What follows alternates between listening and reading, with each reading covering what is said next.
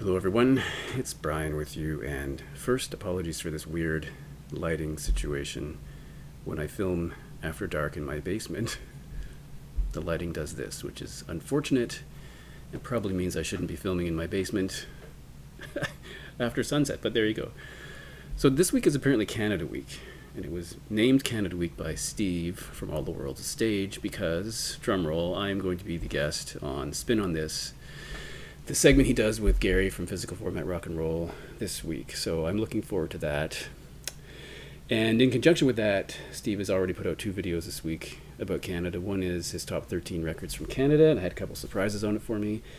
And the second one was a ranking of studio records from the band. So those were quite interesting. So I'll put a link to his channel because you might want to look up the video with me in it, perhaps, if you wish, when it comes out. On a completely different note, excuse me, Kostis, Lego Paidi, I don't know how to pronounce his channel. I don't think anyone other than Kostis knows how to pronounce that, but whatever the case.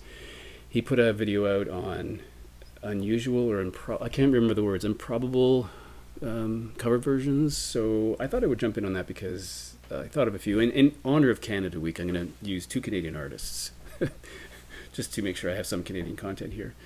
So I'll also put a link to Kostis' channel where you can check out his video. And I mean, he's kind of an interesting guy, newish to the vinyl community, and has a really interesting taste in music. Lots of things that I know and some things I don't, obviously, but really interesting, intriguing. And yeah, I really enjoy his channel. So here we go. I'm going to start with a guy called Nash the Slash, who I've mentioned before. This is Nash the Slash. This record's called American Bandages. Now, before this came out, he had always been releasing cover versions. So he did a cover of Jan and Dean's Dead Man's Curve, which is on here. The record's called Children of the Night. He did a cover of 19th Nervous Breakdown and a cover of Deep Purple's Smoke on the Water, but he changed it to Dopes on the Water, which is hilarious. But on this record, he's decided to do all cover versions. And I should say, he did, that's past tense, he died in 2014, sadly. Really interesting musician, a singer, plays electric violins, electric mandolin, various other electronic treatments. So it's kind of weird. Music's really interesting. He was in a band called FM, which I'm sure I've mentioned before.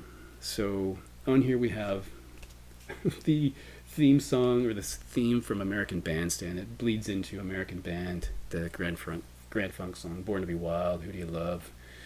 1984, we got Hey Joe from Hendrix, and Psychotic Reaction by the Count 5, his version. I think that's the premiere version on here. So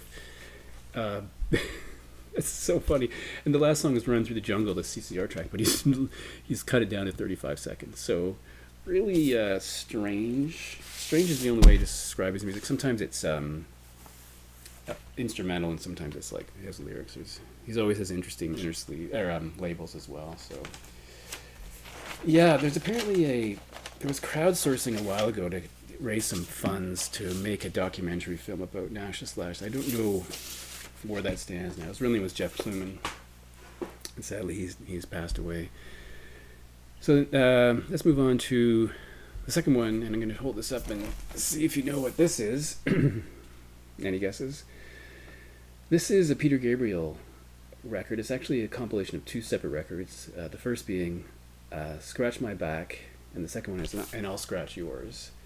So these were released separately and then together in this compilation. So in the first case, Scratch My Back, he recorded 12 cover versions of songs from, Bowie, Paul Simon, various people, with the intention that those people would then cover one of his songs. It didn't really pan out that way. He had to have some people step in because not everyone agreed to do it. But so on the return side, he's got covers from David Byrne and Bon Iver, Regina Spektor, Stephen Merritt, etc. Randy Newman is on here singing Big Time, which is my vote for possibly the worst cover version ever made. Definitely the worst song on this record. We have Arcade Fire, Elbow, Brian Eno, Feist, Paul Simon. But the song I wanted to mention was Lou Reed does a cover of Salisbury Hill. This is what the inside looks on this record. And if you go to the YouTube video on that, it's quite illuminating because right beside each other are people who are saying, you know, the best thing that's Lou's ever done, and that people saying it's like an abomination. And I kind of find it's kind of interesting. It doesn't really have, sort of strip away the tune, so he's kind of reduced the melody, kind of taken the melody out of it, and just has a lot of weird guitar effects and drony noises. So it's I actually quite like it, but I can see why not everyone would. So that was funny. I think I have 6 here. I'm not sure. Number 3 is from a band called Husker Du. This particular 10-inch is a combo of 2 previous 7-inch singles, 8 Miles High and Makes No Sense at All. So the 8 Miles High is a Bird song, which isn't the one I was going to talk about. It's the one on the other side, which is the 4th track, which is Love Is All Around. And if you're as old as I am, you will remember that is the theme song to the Mary Tyler Moore Show. So the common theme being Minneapolis, because Husker Du is from Minneapolis, and Mary Tyler Moore Show was filmed in Minneapolis. And if you go downtown, there's apparently a statue of Mary Tyler Moore downtown. So that's like a minute and a half of a really upbeat song from the Mary Tyler Moore Show. They do it in a pretty straight, but it's pretty funny to think that this, American punk band would do a cover of that theme song. It's hilarious. And the Birds song is kind of funny too, but very interesting and worth checking out. All right, so the next one I wanted to mention is from a band called The Hold Steady, which I have mentioned several times because they're one of my favorite bands. This is a 10-inch single called Rags. It has, is there 6 songs in here? No, 5 songs in here. These are all cover songs for a fundraiser that they did. And it's funny what's on here. Like there's a cover of a Kiss song, which is hilarious, and a Dr. Feelgood song, All Through the City, which is a really fantastic Dr. Feelgood song, but they do a really excellent version of it too. But there, one thing that really struck me was a cover of a Willie Nelson song. So it's called I Gotta Get Drunk. And if you know the Willie Nelson song, it's very Willie Nelson, sort of slow, and he's singing in that slow style. It's wanting to get drunk, and they do it not terribly different, but I guess I was just surprised. Like, this is a kind of a surprising cover version. Why would this, American bar band really be covering a Willie Nelson song? It's pretty funny, but they do Kiss on here too, so it's pretty hilarious, and I think their version is pretty good. And then from this record, Heathen, from David Bowie. There's 3 cover versions on here. They cover the Pixies, Cactus, and I say I don't really like the version that Bowie did. I've Been Waiting for You, which is the Neil Young song. And then there's a song that I didn't know was a cover until I had this record for a while. I took a trip on a Gemini spaceship, which is originally by the legendary Stardust Cowboy. Now, I can't possibly describe the legendary Stardust Cowboy if you don't already know, but he's been described as outside music, so musicians who are self-taught, which kind of says a lot. If you should compare the two on YouTube. They're both versions are there, and it's quite interesting. He's sometimes described as psychobilly, sort of intimations of LSD and that kind of thing.